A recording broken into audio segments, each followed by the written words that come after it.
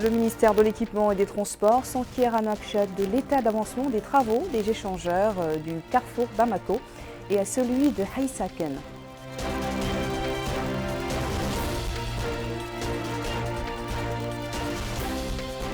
Les mesures préventives ne sont respectées par certains citoyens en dépit du nombre croissant de cas enregistrés de la Covid-19.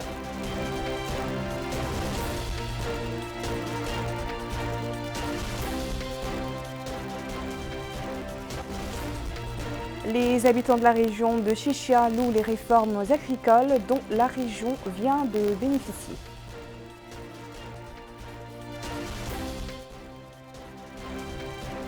Bonsoir à tous, merci de vous joindre à nous pour ce journal.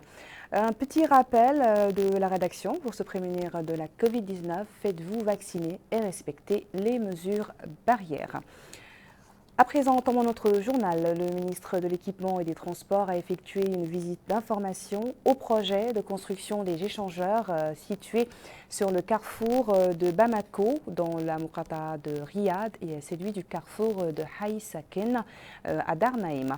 Il s'informe de l'état d'exécution des travaux, en plus des tronçons routiers et des trottoirs en voie de réalisation dans la capitale. Compte rendu signé Amina Khlila. Les travaux se poursuivent à pied d'œuvre au niveau du pont de Bamako dans la wilaya de Nouakchott Sud.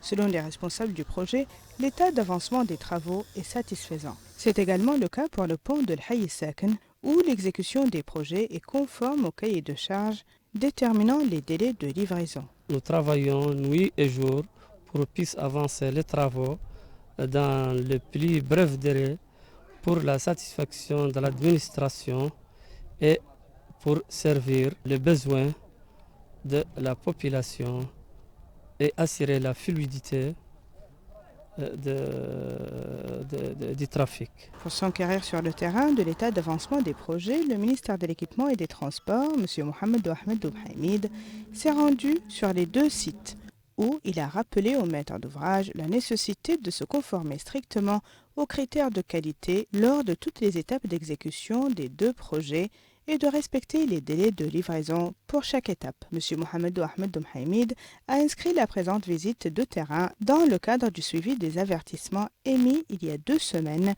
et qui ont fait preuve d'évaluation, suite auxquels les entreprises qui exécutent les projets ont fait preuve d'évaluation le jeudi passé. Une évaluation qui a démontré que le rythme d'avancement des travaux n'était pas satisfaisant. Les indicateurs utilisés à ce sujet, poursuit le ministre, étaient les constructions elles-mêmes et les délais de livraison. Le ministre a saisi cette opportunité pour faire parvenir le message du président de la République incitant les entreprises à se dépêcher dans l'exécution de leurs travaux. Lors de la visite, le ministre s'est également rendu au trottoir en cours de construction dans les 2 communes de Arafat et de Tawrakzain. Le département de la Santé a annoncé aujourd'hui la guérison de 41 personnes de Covid-19, le décès malheureusement de 2 autres et l'enregistrement de 315 nouvelles contaminations au cours des dernières 24 heures. Le point avec Sidi Oul-Bemsak. Nous avons enregistré durant les dernières 24 heures 315 nouveaux cas positifs, dont 4 cas contacts et 311 cas communautaires. Nous avons aussi enregistré 41 nouvelles guérisons et malheureusement, nous avons enregistré au cours des dernières 24 heures des décès, nas'Allah lahum rahma wal ghufran. Le cumul des cas enregistrés depuis le début de la pandémie dans notre pays est de 42 182 cas positifs, dont 9 888 cas contacts et 32 088 cas communautaires. Nous avons aussi, depuis le début de la pandémie, enregistré 39 271 nouvelles guérisons et malheureusement, nous avons enregistré depuis le début de la pandémie 876 décès. Nas'Allah lahum ar-rahma wal ghufran. Les cas actifs aujourd'hui dans notre pays sont au nombre de 2039 cas actifs, dont 1973 cas asymptomatiques, 41 cas simples et 25 cas dans une situation clinique grave. Par rapport au cas enregistré durant les 24 heures, selon les Muqata'a du pays, nous avons enregistré durant les dernières 24 heures un cas au niveau de Tembedqa, des cas à Youn Latrous, 3 cas à Tintan, un cas à Barkiwel, des cas à Kive, un cas à Mungel, 2 cas à Bogué. 22 cas ont été enregistrés durant les dernières 24 heures à Boutilimit, des cas aussi à Kermessin, 4 cas à Wadennaga, 4 cas à Arkiz, 2 cas à Rosso, 3 cas à Oujeft, 3 cas à Atar, 1 cas à Wadan, 1 cas à Chami, 10 cas ont été enregistrés à Nouadhibou, 3 cas aussi à Qabou, 4 cas ont été enregistrés à Oulinge, 12 cas à Selibabi, 2 cas à Zouerat, 4 cas ont été enregistrés à Gjojet, 1 cas à Benchab, 17 cas ont été enregistrés à Lexar et 130 cas ont été enregistrés durant les 24 heures à Tafraq Zainam. Nous avons aussi enregistré au cours des dernières 24 heures 12 cas à Dar Naïm, 13 cas à Tayaret, 8 cas à Toujounin, 44 cas à Aravat, 1 cas à Riyad. Par rapport aux tests réalisés durant les dernières 24 heures, nous avons réalisé 2586 tests, dont 2212 de type TDR et 374 de type PCR. Par rapport à la situation des vaccinations, de la campagne nationale des vaccinations contre Covid, nous avons le cumul de 1 384 204 personnes qui ont reçu au moins une dose au cours de cette opération de vaccination. Nous avons aussi le cumul de personnes complètement vaccinées de 922 324 personnes complètement vaccinées. Par rapport à la vaccination au niveau des wilayas, nous avons au cours de cette campagne de vaccination vacciné 77 635 personnes à Al-Hawd al-Sharqi. Nous avons aussi vacciné 42 680 au niveau de Al-Hawd al-Qarbi, 58 848 au niveau de l'Asaba, 45 777 au niveau de Brakna, du Gorgol. Au niveau de Brakna, nous avons vacciné au cours de cette campagne 32 678. Au niveau de Trarza, 21 885. Adrar, 4 205. NDB, Dakhlet Nouadhibou, nous avons vacciné au cours de cette campagne 4 375 personnes. À Taganet, 6 793. Guidimaka, 39 417. Au niveau de Tir-Zamour, nous avons aussi vacciné 5 369 personnes au cours de cette campagne de vaccination. Au niveau d'Inchiri, nous avons 1551 vaccinés. Nouakchott Nord, 19 420. Nouakchott Sud, 16 676. Et nous avons aussi vacciné au niveau de Nouakchott Ouest au cours de cette campagne de vaccination 31 196 personnes. Donc, le cumul de cette campagne est de 408 507 personnes vaccinées, ce qui représente 69% des cibles de cette campagne nationale de vaccination contre le Covid. Notre pays a été atteint, à l'instar d'autres pays, par le variant Omicron, nettement plus contagieux que les autres variants de la Covid-19. Mais en dépit de cet état de fait, les populations négligent les mesures préventives. C'est le cas notamment au marché de la capitale, mais également à Zouerat et Nema. Pourtant, ce variant, plus que les précédents, nécessite une prise de conscience aiguë quant à l'importance du respect des mesures barrières. Aminata Khan. Le marché de téléphonie mobile est l'un des marchés les plus fréquentés de la capitale. Chaque matin, ce sont des dizaines de milliers de jeunes et vieux qui s'y rendent, certains pour vendre, d'autres pour des affaires, d'autres également pour acquérir un nouveau téléphone. Avec l'avènement du nouveau variant Omicron, les citoyens qui fréquentent ce marché ne respectent aucune mesure barrière. C'est ce que nous confirme ce passant qui a indiqué que le variant Omicron lui fait peur car ici, personne ne respecte les mesures barrières édictées par nos autorités sanitaires. Il lance un appel aux populations et les instruit de porter des masques mais également de respecter la distanciation physique d'1 mètre. Même son de cloche pour cet autre citoyen qui abonde dans le même sens et il met l'accent sur la nécessité de se vacciner. Cette dame a quant à elle appelé les citoyens à aider le gouvernement car, dira-t-elle, sans l'aide des citoyens, que tous les efforts seront vains. Dans les structures sanitaires, le personnel soignant est présent même le week-end dans le but de vacciner le maximum de personnes. À Zouérat, capitale de la cité minière, le centre hospitalier de la ville participe activement à la sensibilisation. Avant d'entrer aux urgences ou dans n'importe quel service de ce centre hospitalier important, il faut d'abord prendre sa température.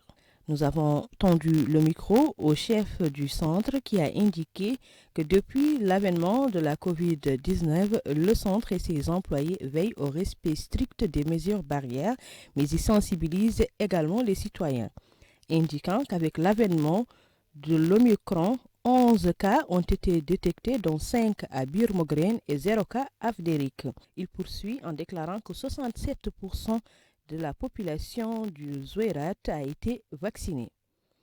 À Nema, nous notons également un relâchement total des mesures préventives au marché de la ville. Femmes, hommes et enfants ne portent pas de masque, ne respectent pas la distanciation physique. Une chose déplorable pour cette jeune fille qui indique que même si les gens n'ont pas les moyens de payer des masques, ils peuvent s'enturbaner avec leur voile ou leur boubou. Elle indique qu'il est de la responsabilité de tous de respecter les mesures barrières pour qu'ensemble nous puissions lutter efficacement contre cette pandémie mortelle et dangereuse. Les habitants d'Akjouj, de Beni Chab et de Mhajrat continuent de bénéficier de consultations médicales gratuites dispensées par la caravane médicale. Quelle appréciation les populations ont-elles porté sur ces prestations sanitaires de proximité? Élément de réponse avec Amina Khlil. La caravane médicale de l'Inchérie, organisée par la Fondation médicale Zaïd Ould El-Khattab, poursuit ses soins et consultations gratuites au niveau de la wilaya de l'Inchérie, dans l'appréciation des citoyens qui se félicitent non seulement de la multitude des spécialités, mais aussi de la gratuité des soins. Les organisateurs de l'événement se félicitent quant à eux du nombre très important des bénéficiaires et de la méthodologie adoptée dans l'organisation et la gestion des patients et spécialités. Quant aux médecins traitants, ils ont exprimé leur fierté de participer à cette caravane nommée après l'un des ressortissants de la wilaya qui est connu pour ses œuvres de charité. Ils ont demandé l'organisation annuelle de telles activités visant à servir la patrie et à aider les populations locales. Le député d'Akjouj avait organisé un déjeuner en l'honneur des membres de la caravane, cérémonie au cours de laquelle les participants à l'organisation de cette caravane ont reçu chacun des attestations de reconnaissance et de gratitude. Il est à rappeler qu'en plus de la ville d'Akjouj, les consultations de la caravane couvriront également les deux muqata'a de Beni Chab et de Mhajrat. Inauguration d'un point de santé dans le village de Chéchia qui sera doté de moyens logistiques nécessaires. Les populations ont exprimé leur satisfaction quant à la mise en place d'une structure de santé de proximité. Retour à Minatakan. Inauguration d'un point de santé dans le village de Chichia réalisé par Elisher Dina. Un point de santé qui est doté des moyens logistiques nécessaires pour la région du Trarza en coordination avec la direction régionale de l'action sanitaire. Prenant part à cette rencontre, le chargé des affaires sociales et politiques Yazid Boulmoulaye Rachid a salué cette importante manifestation. Il a ajouté que l'État est engagé à faire en sorte de rendre disponibles tous les produits de première nécessité aux citoyens. Lui succédant, le président du conseil régional du Trarza, Moulay Oulbrahim Oulseid, a expliqué que le projet Chéchia revêt une signification particulière, à savoir que son Excellence, le président de la République, s'est rendu à 2 reprises dans la région et c'est suite à cela que le premier projet a bénéficié aux habitants de la région avec le soutien direct de l'État. Le maire de la commune de Jidr Mahgan, Boubacar Oulali, a salué les grandes réalisations dont le pays a été témoin ces derniers temps et les réformes agricoles entreprises dans la zone de Chichia. Il a dit que ces réformes ont des résultats positifs qui ont dépassé les attentes. Le porte-parole du village de Chichia Ali Cheikh Mohamed Djina Souedina a expliqué que le projet de réhabilitation de Chichia est l'un des projets les plus importants qui ont été réalisés dans la région depuis l'indépendance, affirmant que la grande attention du président de la République s'est traduite à travers les réalisations tangibles où, pour la première fois, des sommes d'argent ont été distribuées à des milliers de familles et où des milliers d'autres ont bénéficié pour la première fois d'une assurance maladie complète. En peu de temps, dira-t-il, le pays s'est transformé en un vaste chantier de développement où les réalisations ont touché tous les secteurs. Il est à noter que ce projet matérialise l'accomplissement par le président de ses engagements, notamment ceux liés à l'accompagnement des pauvres afin de préparer le terrain à une révolution agricole qui rompt avec la paresse et la dépendance. De la wilaya du Trarza, nous nous rendons au Gorgol, où le centre de registre des populations des titres sécurisés accueille quotidiennement les citoyens en quête de documents d'état civil. Amina Khalil. Le centre d'accueil des citoyens de la ville de Kaedi reçoit les populations de la ville et des agglomérations avoisinantes. Selon le chef du centre, le rôle que joue le centre est d'une grande importance, les documents recherchés étant de tous les niveaux, passeport, carte de séjour, extrait des registres de naissance, entre autres. Le centre de la capitale, Kaedi, connaît beaucoup de pression, vu qu'il est connecté tout le temps, contrairement à d'autres centres communaux. Les nouvelles opportunités d'emploi, notamment les concours de l'État, font que de plus en plus de citoyens se rendent à ce centre pour obtenir leurs documents d'identification et leurs extraits de documents. Le personnel de l'État civil travaille sans cesse, mais ne parvient pas à libérer en une journée tous les citoyens venus le consulter. Ceux-ci demandent le renforcement des capacités du centre et de ses staffs techniques. Le wali du Gorgol, M. Ahmed Raoul Sideba, avait auparavant effectué une visite de terrain visant à s'assurer de la qualité des services rendus aux citoyens et de la satisfaction de ceux-ci par rapport à ces services. Une cérémonie a été organisée à l'occasion de l'adhésion d'un groupe de cadres élus et jeunes affiliés à l'initiative du courant national populaire du secteur 5 d'Arnaïm, d'Albeda plutôt, au parti L'Union pour la République. Cette manifestation a été l'occasion pour le président du courant national populaire, Mohamed Lemine Meimoun, de saluer cette adhésion. Il a expliqué qu'elle reflète la conviction de ce groupe quant aux options et programme de l'UPR. Il a également salué l'engagement du président de la République en faveur des jeunes, réitéré dans ses discours à Ouadane et à Chami. Plusieurs intervenants ont mis l'accent sur un certain nombre de revendications, notamment la réduction des prix des denrées de première nécessité et de la création d'opportunités d'emploi pour les jeunes. Voilà qui met fin à ce journal. Merci à vous de votre attention. Le rappel des principaux titres. Le ministre de l'Équipement et des Transports s'enquiert à un workshop de l'état d'avancement des travaux des échangeurs du carrefour Bamako à celui de Haïtaken. Les mesures préventives ne sont respectées par certains citoyens en dépit du nombre croissant de cas enregistrés de la Covid-19.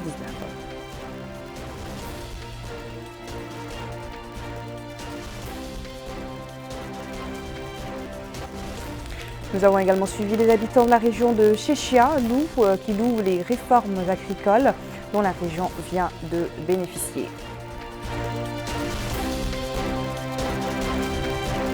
Restez au programme d'El Mauritania. Tout de suite, votre émission Ma'al Houkouma. Très bonne suite de programme sur votre chaîne nationale. Bonne soirée.